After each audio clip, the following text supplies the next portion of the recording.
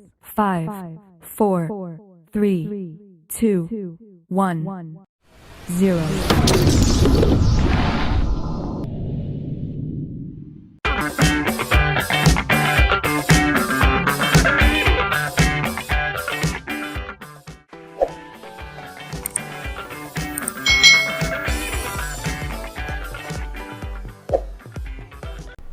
Hai, selamat datang di channel YouTube Kak Citra. Apa kabar adik-adik semuanya? Kak Citra berharap kalian dalam keadaan yang baik, sehat, dan siap untuk belajar ya. Hari ini kita akan belajar bersama-sama untuk mata pelajaran tematik kelas 5. Kita akan belajar di tema 4, sehat itu penting. Subtema 3, cara memelihara kesehatan organ peredaran darah manusia. Pembelajaran yang pertama. Mari adik-adik yang hebat, kita belajar dengan penuh semangat. Adik-adik yang hebat, perhatikan gambar berikut ini. Agar terjadi pertukaran udara, Siti membuka jendela kamar. Kamar Siti menjadi sejuk dan segar. Siti selalu menghirup udara segar di kamar. Siti pun hidup sehat.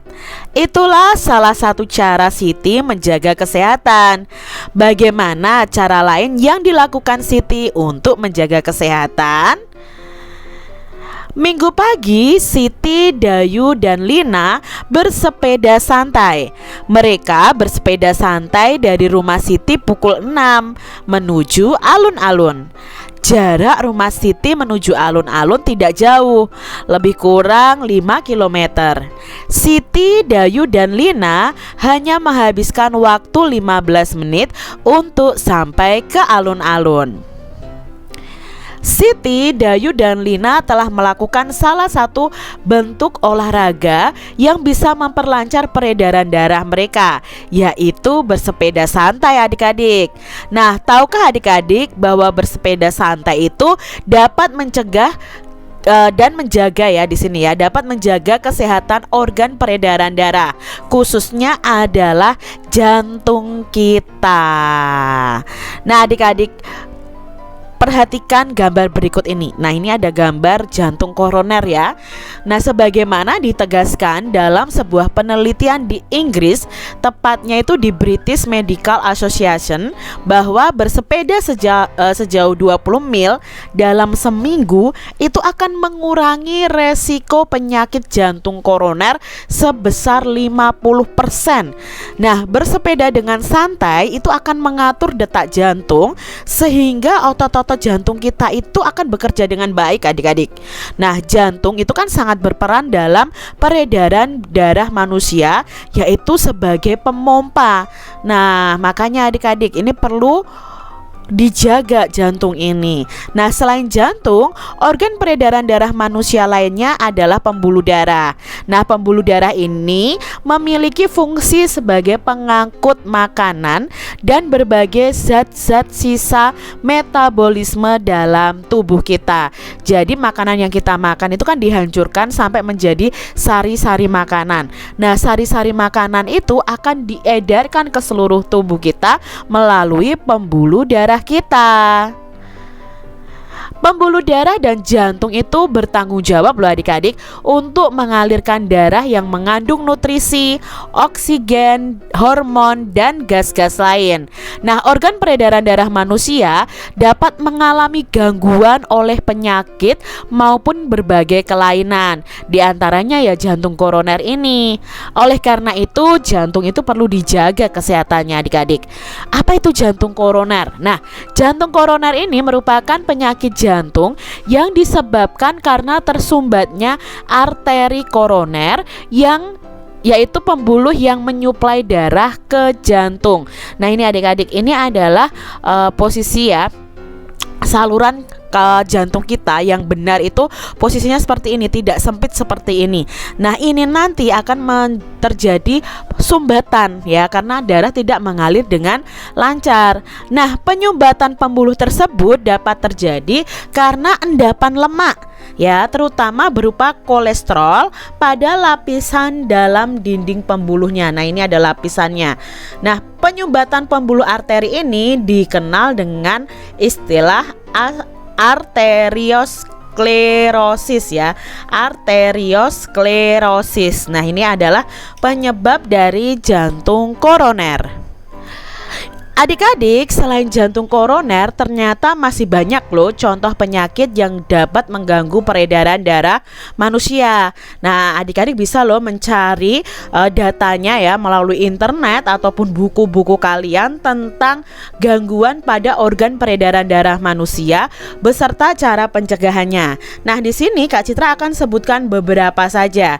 Contohnya ada gangguan hipertensi. Nah, hipertensi ini penyebabnya itu karena ada tekanan darah yang terlalu tinggi ya. Tekanan darah manusia normal itu 120/80. Nah, penyebabnya ini bisa karena stres, makan berlebihan, karena merokok, dan banyak minum alkohol. Ini bisa dicegah dengan kita hidup sehat dan tidak stres adik-adik. Lalu ada sklerosis. Nah, penyebab sklerosis adalah terbentuknya kerak keras di bagian dalam dinding pembuluh nadi. Nah, ini ya, ini pada pembuluh nadi. Lalu ada varises. Nah, penyebab varises ini adalah tekanan darah yang terlalu besar dan darah yang dipompa oleh jantung itu terlalu banyak. Nah, umumnya varises ini terjadi pada bagian betis. Adik-adik bisa melihat bagian betis kalian. Kalau seperti ada guratan-guratan putih gitu ya, seperti ini, itu namanya adalah varises. Lalu ada anemia ya. Anemia ini penyebab adalah peredaran itu kurang lancar ya. Nah, peredaran akibat kecelakaan atau luka dari bagian luar atau dalam tubuh sehingga kekurangan produksi sel darah merah akibat tubuh akan kekurangan zat besi. Jadi anemia ini karena adanya kekurangan zat besi ya. Kekurangan zat besi itu juga membuat kita lemah, lemas ya, tidak bertenaga adik-adik. Berikutnya adalah leukemia. Nah, leukemia atau kanker darah adalah penyakit yang disebabkan oleh bertambahnya sel darah putih yang tidak terkendali. Nah, penyakit leukemia ini bisa disebabkan karena kromosom, ada paparan polusi, paparan radiasi, karena merokok, karena obesitas atau kegemukan dan lain sebagainya. Lalu ada hipotensi. Nah, hipotensi ini kebalikan dari hipertensi. Kalau hiper itu kan darah tinggi, kalau hipotensi itu adalah darah rendah. Jadi ini tekanan darah di dalam arteri itu lebih rendah dibandingkan normal dan biasa disebut dengan tekanan darah rendah. Nah, penyebabnya itu bisa faktor usia, bisa karena pengobatan, dan karena kondisi cuaca. Nah, itu tadi beberapa gangguan pada peredaran darah manusia. Kalian bisa cari tambahan melalui buku-buku yang ada di perpustakaan atau melalui internet. Adik-adik, di sini ada sebuah poster yang berjudul "Mencegah lebih baik daripada mengobati". Nah, mencegah lebih baik daripada mengobati, itulah slogan kesehatan yang sering kita dengar. Apa ya makna slogan ini? Nah, tentu saja slogan ini tuh berisi nasihat. Adapun makna dari slogan tersebut adalah kita itu mencegah timbulnya faktor yang dapat menyebabkan terjangkitnya penyakit. Nah, mencegah ini lebih baik daripada mengobati penyakit yang terlanjur menjangkiti tubuh kita. Pada dasarnya, faktor penyebab timbulnya penyakit itu dapat diminimalisasi dengan cara mencegahnya. Jadi lebih baik kita mencegah itu penyakit itu datang daripada kita mengobati penyakit itu yang sudah ada di dalam tubuh kita ya. Nah, nasihat bagi masyarakat secara umum bisa dilakukan melalui berbagai media seperti melalui slogan tadi. Nah, selain itu, nasihat juga bisa disampaikan melalui pantun. Nah, adik-adik tentunya masih ingat ya, ada pantun nasihat. Nah, di sini ada contoh pantun nasihat. Indahnya persahabatan, saling menjaga dan menghormati. jagalah kesehatan badan, jangan sampai mengobati. Nah, ini adalah salah satu pantun yang berisi nasihat tentang kita harus menjaga kesehatan badan kita. Adik-adik, masih ingatkah kalian nih dengan bagian-bagian pantun? Masih ingat ya? Nah, di sini ada pantun nih. Kacang goreng enak dimakan, kue tape diberi ragi. Kalau tembok sudah dibersihkan, jangan ada coretan lagi. Coba adik-adik perhatikan pantun ini. Apa jenis pantun di atas? Lalu ada berapa bait? Dalam satu bait itu ada berapa baris? Mana yang merupakan sampiran? Lalu mana yang merupakan isi? Dan apa makna atau pesan dari pantun ini? Nah, yuk kita bersama-sama melihat di sini ya. Ini pantunnya. Nah, pantun ini termasuk dalam pantun nasihat. Jumlah baitnya hanya ada 1. Lalu barisnya ada berapa? Satu baitnya ada 4 baris. Nah, baris sampiran itu di baris yang pertama dan kedua. Jadi yang kacang goreng enak dimakan, kue tape diberi ragi, itu adalah baris sampiran. Lalu baris isi adalah baris yang ketiga dan keempat. Kalau tembok sudah dibersihkan, jangan ada coretan lagi, itu adalah baris isinya. Nah, adik-adik, mari kita ingat pantun ya.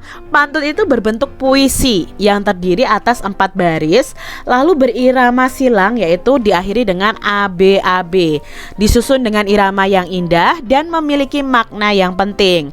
Nah, pantun itu termasuk karya yang dapat menghibur sekaligus juga bisa menegur. Nah, pantun ini merupakan ungkapan perasaan dan pikiran yang disusun dengan kata-kata yang indah, sehingga sangat menarik untuk didengar atau dibaca ya.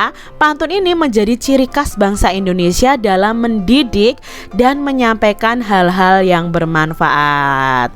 Nah, perhatikan contoh pantun berikut ini. Memang indah bunga selasih, selasih bunga tanpa getah. Lingkungan asri juga bersih, belajarnya nyaman, hatinya betah. Nah, adik-adik, dari pantun tadi mari kita pisahkan ya dari ciri-ciri pantunnya. Yang pertama, pantun ini terdiri dari 4 baris. Sajaknya kita lihat ya adik-adik ya, sajaknya A B A B. Nah, di sini diakhiri dengan tanda vokal I, A, I, A. Nah, kita umpamakan A, B, A, B. Lalu baris pertama itu terdiri dari 9 suku kata. Ya, Kak Citra sudah pernah terangkan bagaimana menghitung 9 suku kata itu. Memang, indah, bunga, selasih. Nah, misalnya seperti itu ya. Baris kedua juga 9 suku kata, baris ketiga 9 suku kata, dan baris keempat itu 11 suku kata. Sampiran dan isi pantunnya. Nah, sampiran itu baris pertama dan kedua, isinya itu baris ketiga dan keempat. Nah, amanatnya apa? Amanat itu bisa juga diartikan pesan. Nah, pesan dalam pantun ini adalah kita harus menjaga lingkungan yang asri dan bersih, yang akan membuat kita itu betah dan nyaman saat belajar. Nah, jenis pantun ini adalah pantun nasihat. Jadi kan ada pantun jenaka, ada pantun nasihat. Kalian harus bisa membedakannya. Nah, adik-adik, berdasarkan uraian di atas, mari kita ingat kembali bagian-bagian pantun dan ciri-ciri pantun. Nah, adik-adik, bagian-bagian pantun itu, pantun memiliki 2 pokok struktur utama, yaitu ada sampiran dan isi. Sampiran itu ada 2 larik atau 2 baris ya, yang umumnya berisi hal-hal yang bersifat umum ya. Lalu jantung pantun ini berada pada 2 larik terakhir yang dikenal dengan isi pantun. Nah, pesan-pesan pada pantun itu biasanya diletakkan pada kedua larik terakhir atau pada isi pantunnya. Ciri-ciri pantun. Yang pertama, pantun itu satu baitnya terdiri dari 4 baris. Lalu jumlah suku kata pada setiap barisnya itu 8 sampai 12 suku kata. Nah, pantun ini bersaja ABAB. Jika baris pertama itu misalnya diakhiri huruf A, maka baris ketiga juga diakhiri huruf A. Misalnya seperti itu. Baris kedua diakhiri huruf B, maka baris keempat juga diakhiri dengan huruf B. Nah, baris pertama dan kedua itu disebut sampiran, dan baris ya ini ya, ketiga dan keempat disebut dengan isi. Adik-adik, kalian telah memahami nih bagian-bagian dan ciri-ciri pantun. Nah, kalian juga tahu tentang jenis-jenis pantun. Sekarang coba adik-adik membuat sebuah pantun yang temanya menjaga kesehatan. Nah, di sini ada contohnya. Hari Lebaran makan ketupat, tak lupa makan kue isi. Jika ingin sehat dan kuat, makanlah makanan bernutrisi. Minum teh selagi hangat, sambil ngemil boleh juga. Hendaklah kita selalu ingat, kesehatan sangatlah berharga. Itu contohnya ya. Kalian bisa buat sesuai dengan pemikiran kalian masing-masing. Adik-adik, organ peredaran darah itu memegang peranan penting dalam kelangsungan hidup manusia. Nah, oleh karena itu sudah seharusnya setiap orang itu menjaga dan mencegah terjadinya gangguan-gangguan terhadap organ peredaran darah dalam tubuh. Lalu bagaimanakah caranya? Nah, mari kita cari tahu nih cara menjaga organ tubuh kita. Cara yang paling mudah dan murah tanpa biaya dalam menjaga dan mencegah terjadinya gangguan-gangguan organ peredaran darah manusia itu sudah dicontohkan oleh Siti dan teman-temannya, yaitu dengan bersepeda santai. Nah, masih banyak cara lain yang bisa kalian lakukan nih untuk menjaga kesehatan organ peredaran dalam tubuh kalian. Apa sajakah itu? Yuk kita cari tahu bersama-sama. Nah, ini adalah peredaran darah kita dan jantung kita, adik-adik. Peredaran darah itu juga sangat erat kaitannya dengan kerja dari jantung. Nah, semakin baik kondisi jantung, maka peredaran darah di dalam tubuh juga akan semakin baik, adik-adik. Namun demikian, ternyata tidak semua orang itu memiliki kondisi peredaran darah yang normal dan dapat berfungsi dengan baik. Ada beberapa orang yang memiliki kelainan dan juga penyakit yang berhubungan dengan peredaran darah mereka.